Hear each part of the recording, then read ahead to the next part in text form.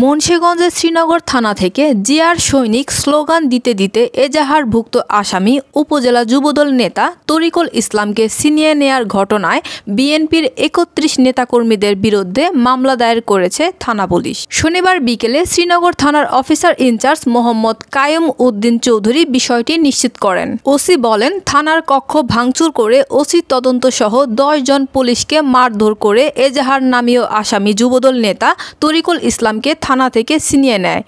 এ ব্যাপারে রাতে সেনাবাহিনী সহ আমরা অভিযান চালিয়ে আসামিকে গ্রেপ্তার করা সম্ভব হয়নি। এই ঘটনায় এসআই আব্দুল রাজ্জাক বাদী হয়ে শ্রীনগর উপজেলা যুবদলের আহ্বায়ক জয়নাল আবেদিন মৃধা জেমস সহ উপজেলা স্বেচ্ছাসেবক দল ও ছাত্রদলের ৩১ নেতাকর্মীর নাম উল্লেখ করে অজ্ঞাতনামা আরও ১৬০ জনের বিরুদ্ধে মামলা দায়ের করা হয়েছে। আসলে গত রাতে ৯:৩০ থেকে ১০টায় একটা বিক্ষিপ্ত ঘটনা ঘটেছে শ্রীনগর থানায়। একজন এজাহার নামীয় আসামিকে কিছু বিএনপি কর্মী, আমাদের দলীয় কর্মী, তারা ছাড়িয়ে নিয়ে গেছেন বলে আজকে বিভিন্ন পত্রিকার মাধ্যমে এবং বৈষম্য বিরোধী ছাত্ররা রাস্তা অবরোধ করে বলছে যে বাংলাদেশ জাতীয়তাবাদী দলের নেতাকর্মীরা আসামিকে ছিনিয়ে নিয়ে গেছে।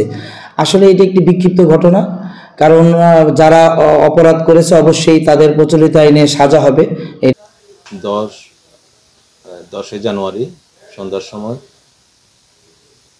মামলার এজাহারনামী একজন আসামিকে আমার অফিসাররা গ্রেপ্তার করে নিয়ে আসে।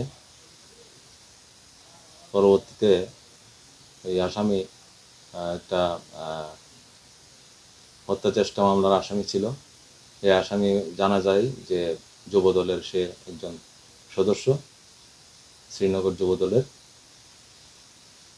তাকে যখন গ্রেপ্তার করা হয়, থানায় আনা হয়, যুবদল, ছাত্রদল, স্বেচ্ছাসেবক দলের নেতাকর্মীরা ভিড় করতে থাকে।